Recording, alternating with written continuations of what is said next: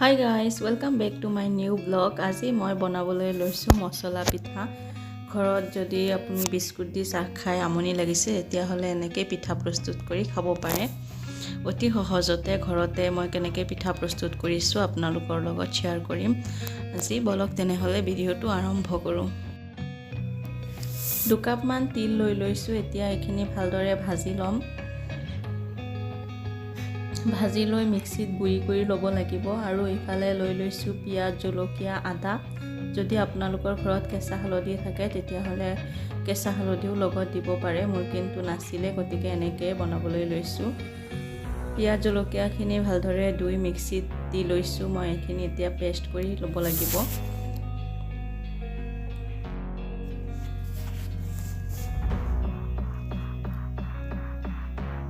পিয়াজ জলকীয়াৰ পেষ্টখিনিৰ লগত মই জোখমতে পানী দি লৈছো।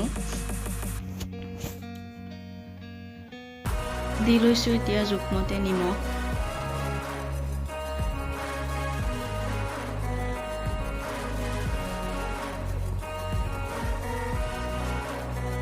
গুড়ি কৰি লোৱা তিলখিনিও দি দিছো।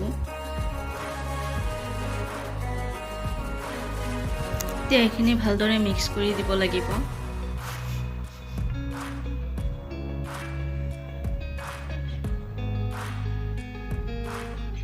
পানী ভালদৰে উতলি আহিছে। এতিয়া ইয়াত মই পিঠাগুড়িখিনি যোগ কৰি দিম।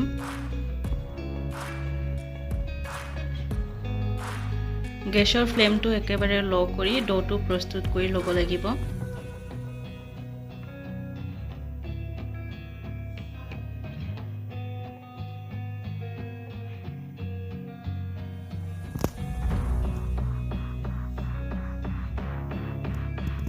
আৰু দি দিছো জোখমতে জিৰা গুড়ি।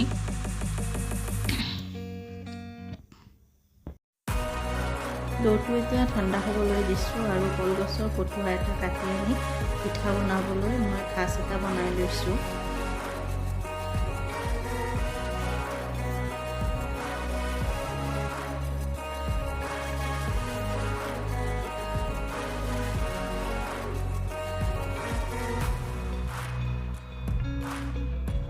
হাতত তেল সানি লৈ এনেকৈ লাহে লাহে লাডুৰ নিচিনা শেপ দি তাৰ পিছত তেনেকৈ কলপটুৱাত মাৰি দিলে ধুনীয়াকৈ পিঠা হৈ যায়।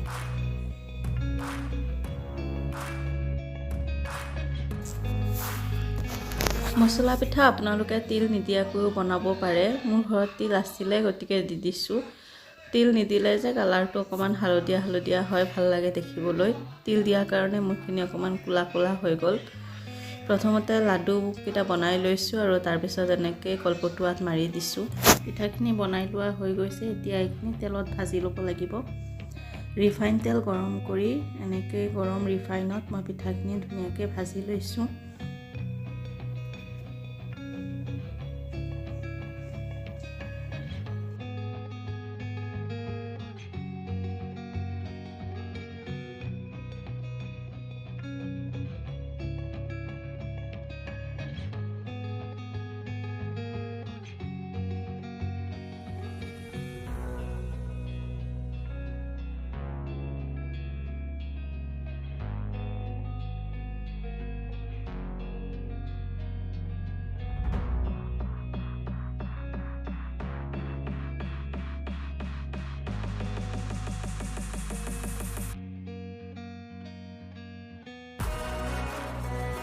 ৰেডি হৈ গ'ল মোৰ মছলা পিঠা। যদি ভিডিওটো ভাল লাগিছে তেনেহলে লাইক কৰিব, শ্বেয়াৰ কৰিব আৰু চেনেলটো সাবস্ক্ৰাইব কৰিব। ভিডিওটো শেষলৈকে চোৱাৰ বাবে বহুত বহুত ধন্যবাদ।